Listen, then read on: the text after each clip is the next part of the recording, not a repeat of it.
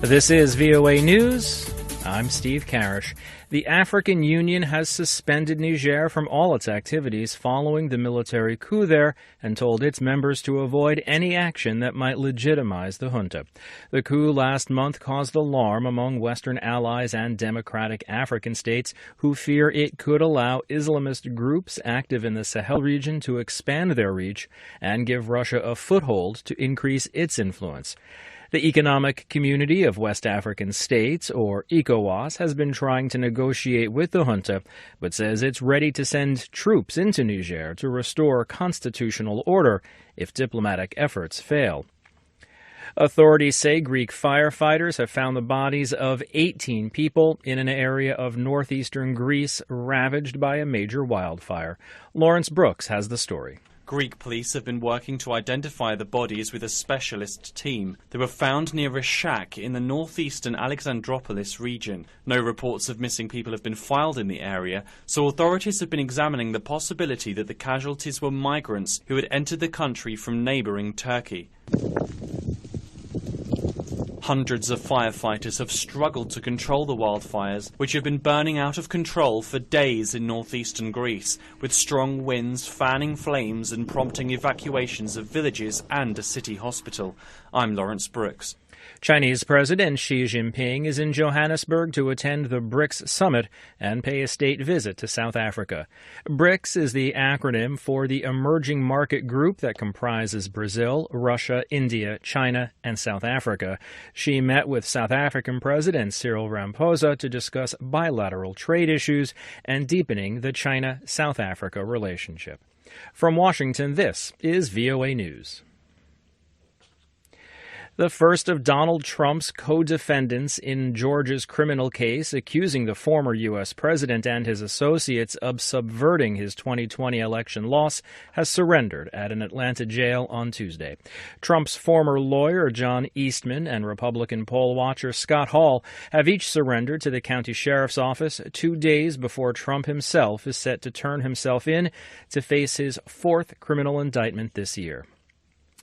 China on Tuesday welcomed the United States' decision to remove 27 Chinese companies from a list that bars companies from access to American technology. China's foreign ministry spokesman Wang Weibin said that it shows the two sides can address specific concerns through communication on the basis of mutual respect. The companies were spared from restrictions after they proved their legitimacy and reliability by completing an end-use check, according to a statement. The move comes ahead of Commerce Secretary Gina Raimondo's 4-day trip to Beijing, which begins on Sunday. Authorities say hundreds of people are still unaccounted for following the deadly wildfires in Maui in Hawaii.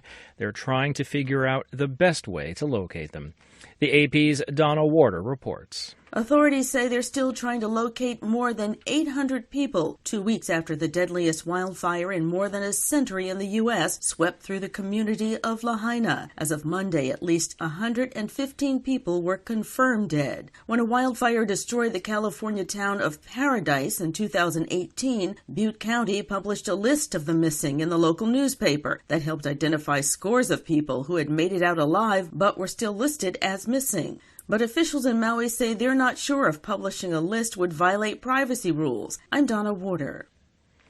Property tycoon Sethra Thavisin will be Thailand's next prime minister after winning a parliamentary vote on Tuesday. This after an alliance between Pheu Thai, the party that he will lead, and the parties linked to the former military junta. Sethra's win means Thailand will finally have a new government more than 3 months after the elections, but it has also sparked accusations that Pheu Thai is seeking power at any cost, now by being in a coalition with former governing parties linked to the military. The vote came the same day his Pheu Thai party founder, Thaksin Shinawatra, returned to the kingdom after 15 years in self-imposed exile, sparking yet more accusations of a backroom deal. For more on these and other top stories, visit us online at voanews.com. I'm Steve Karish, VOA News.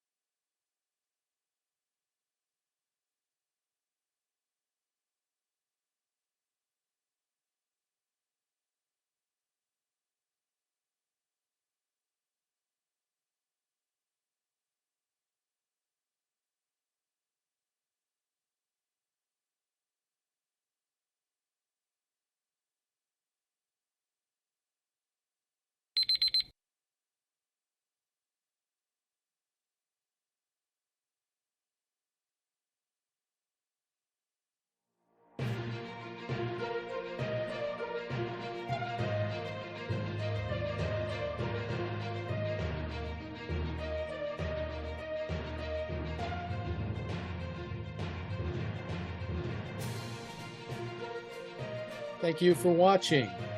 Can you do me a favor? Please leave a comment in the comments section below. That would really help. Thank you, and see you again soon.